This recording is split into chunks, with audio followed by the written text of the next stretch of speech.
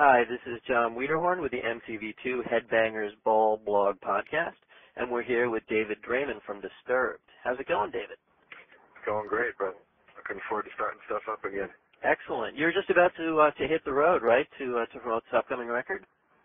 Yeah, we're about to start our warm-up run before we head out to Europe. We're going to have about 3 weeks of dates here in the States.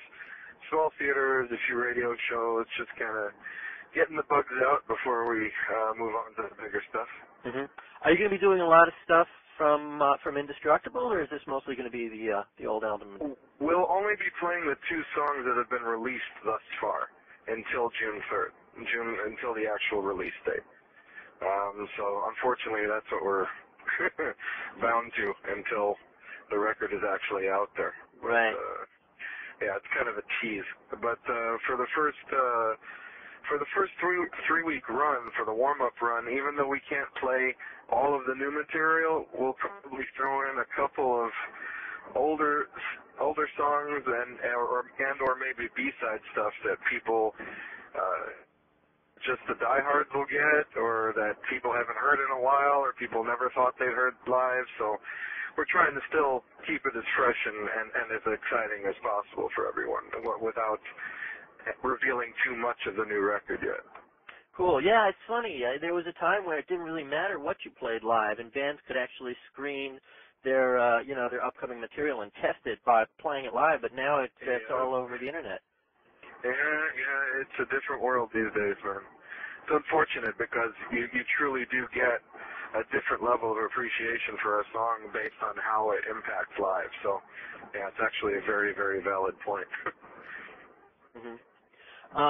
Are you going to be doing pretty much the same set when you do the Monster Mayhem tour? Or no, once Mayhem comes, first of all, our set unfortunately is a little shorter because we're co-headlining with Slipknot, so it's we're each have an equal amount of time, and there won't be any more limitations. Then we'll be able to do anything we want from the new record.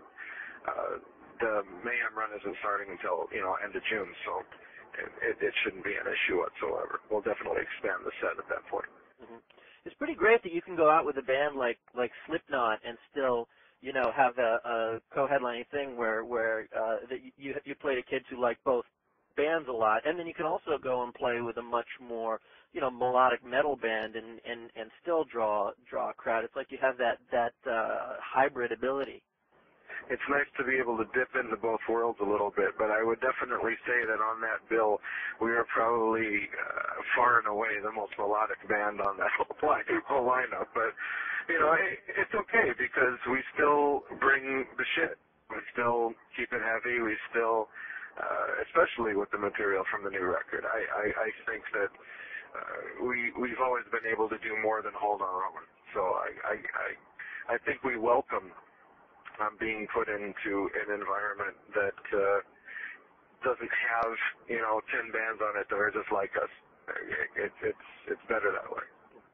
What were you shooting for with Indestructible? Did you want this album to be more in your face and more stark and brutal and bleak? Yeah, all of the above. When we originally sat down, Danny and Mike and I, prior to writing anything for this record, we had a lunch meeting, and they asked me where my head was at with things, and I said to them, look, guys, based on what's happened to me the past 2-3 years of my life, please just throw at me the darkest, nastiest, most brutal shit you can. And they delivered. So it was pretty much all I wanted and more from the first day I got pieces into material. So. Mm-hmm. Let's talk a little bit about this 2-3 year period that encapsulates this material. What has been going on with you? Like what kind of darkness and frustrations have you been combating? Well, probably the most prevalent ones have been relationship oriented. The difficulties of actually trying to find real love or a real somebody that you can trust and someone who's willing to stick with you doing what I do for a living and being what I've become. It's always been a challenge. A lot of women simply are not willing to deal with the life that is that comes along with what we do, and being away from home for so long, and the rumor mill and the stereotypes and everything else. And so I've had 3, 4 really rough relationships and breakups that just was heartache after heartache after heartache, and betrayal and deception and you name it. And so I was obviously feeling jaded from my relationship experiences, and then it also came from just bad luck, a bunch of it. A motorcycle accident that was a little rough, and then get the bike fixed, take it out to Sturgis, have a great time there, come back, ride it to my guitar player's house, get back to my house with some new material, working on that for 2.5 hours in the house, and some guy comes banging on my front door telling me that my garage is going up in flames. Apparently a fuel leak from the bike had ripped to the hot water heater in the garage that heated the rooftop hot tub, and it blew up. I mean, the garage blew out, and burned down the garage, burned down the bike, burned down my truck. It was just one thing after another. Things just kept happening. Issues with my family, issues with this. So at the end of 2-3 years of some rough times, I was ready for my music therapy. Yeah, sounds like it. The first bike accident, or I guess the bike accident, is that the first time you've had a major spill? No, the first time I've actually gotten into a bike accident was when I literally first started riding, and some Oriental lady decided to not pay attention to the fact that the light was red and smacked into my right side as I was turning. And that was like literally within the first 6 months of me riding a motorcycle. And I cracked a bunch of ribs, and that one was actually probably worse as an accident and recovery period goes. This one, I was only 25 miles an hour on the bike.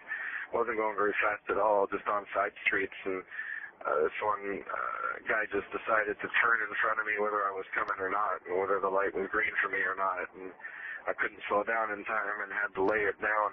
And I scraped along with my wonderful 600-700-pound bike along my forearm for about 10 feet or so. Got some pretty nasty road rash. And I popped back up, the bike popped out from under me, and I hit the ground on my legs, and this guy took off, and I went running after him.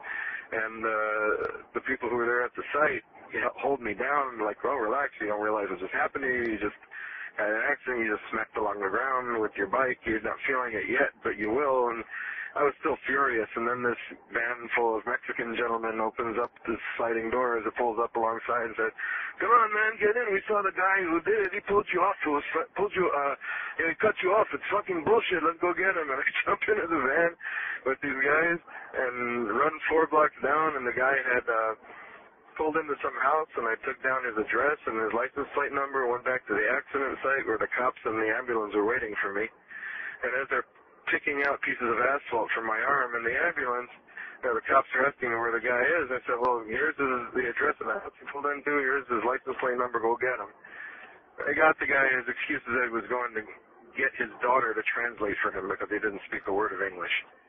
They had some substandard insurance nonsense, but that was the irony, is that I go through all this, I fuck up my arm, I get the bike fixed and get a new sick paint job on it, trailer it 1,000 miles to Sturgis, ride it 500 miles at Sturgis, trailer it 1,000 miles back, ride it about 50 miles back and forth to Danny's house, and then all of a sudden, after I had just gotten fixed and gone through all this stuff and jumped right back onto the bike after an accident, the thing fucking is the reason that my whole garage and truck and everything got destroyed. So it was just adding insult to injury, if you will. Yeah, that's cause for an aggressive song or two. When did that happen? When did it happen? That was last August. Mm-hmm. It would be, the end of last August. But that's not what Inside the Fire is about. No. No. Inside the Fire is about something far more dark and a lot more sinister than just bad luck. Yeah, I'm